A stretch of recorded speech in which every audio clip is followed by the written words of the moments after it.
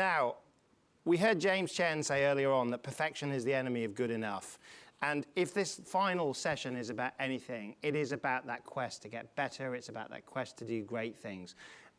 It's also a very great pleasure indeed for me and for Nick personally to welcome Lord Young of Graffham onto the stage. He was, I mean, I can't do justice to his career in the time that we have left, but we came across him as the Prime Minister's enterprise advisor. We got to know him as the dude of Downing Street. Those of you who've watched the Big Lebowski know that the bow tie doesn't have much to do with the dressing gown. But I'll tell you, he was a great dude indeed. He really did inspire us to look for perfection, to actually stand up and do something about startups. He is an absolutely superb human being. Please do welcome Lord Young of Graffham.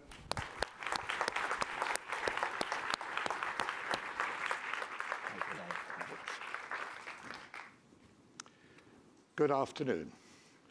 I've been around for a rather long time, and I've seen and experienced much change.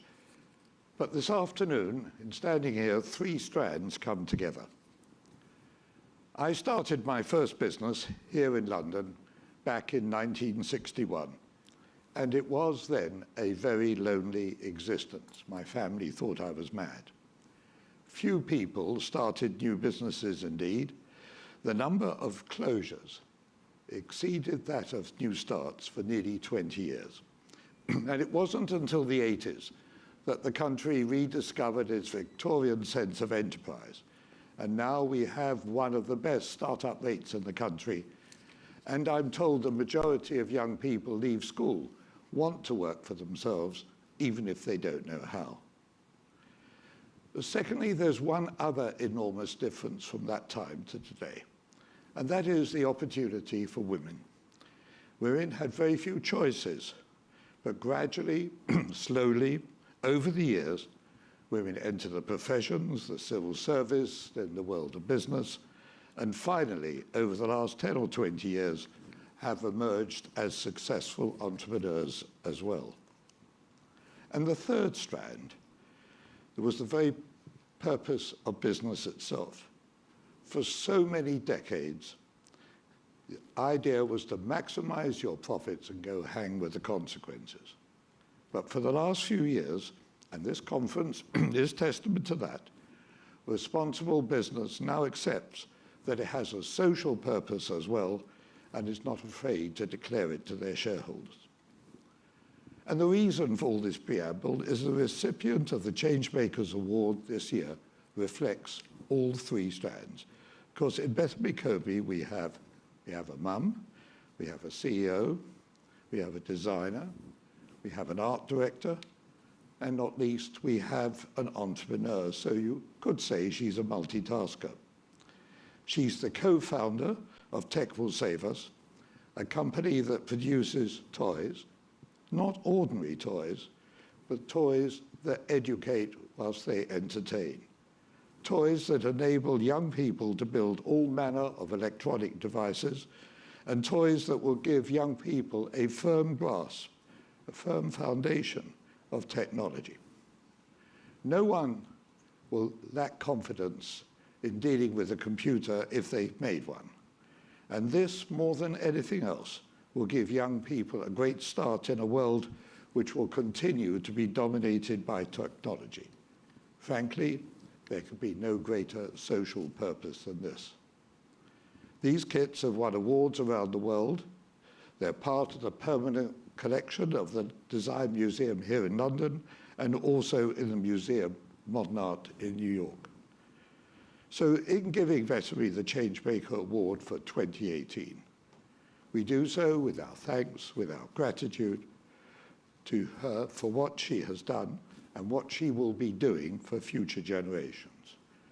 We hope that your efforts go from strength to strength, and the more that young people get this start in life, the better all we will be.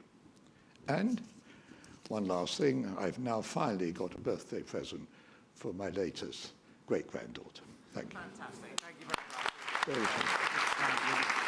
Let's just come to one side. Yeah. Great. Thank you for that citation. And just to say, when we had, I forgot the most important point, which was the last time we were at Bloomberg in 2015, you won our Lifetime Achievement Award. And I'm still living. You're still living. You're still living. Right. So it's a great pleasure to welcome Betany to the stage and to hand her award. We're thrilled to welcome back Princess Eugenie, who will deliver the award now. So a big round of applause, ladies and gentlemen.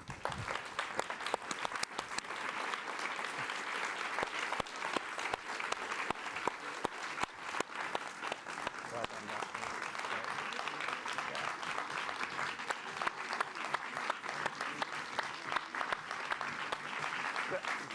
Just very quickly, while we've got you, just wanted to say a quick congratulations. Just great.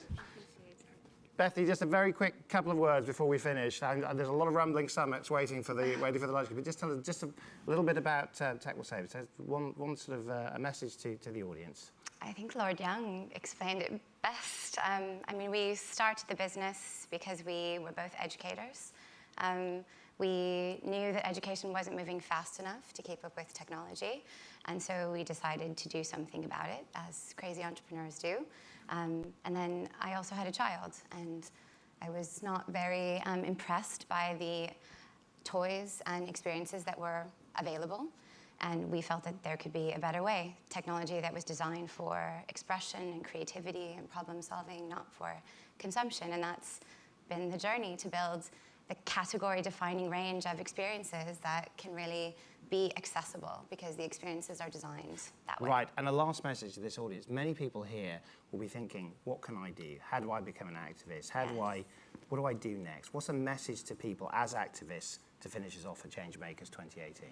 There are 12 UN developmental goals for sustainability. And if people in this audience that are investors, entrepreneurs, or just influencers are not investing in them, working on them, giving your time to them, then you should rethink what you are investing in, working in, and doing your time. These are very clear goals that we have to commit to as a society. And I think that's what we need to be doing, is committing to those goals and changing them. Betany, Koby, our Changemaker 2018. Congratulations indeed. Thank you very much indeed.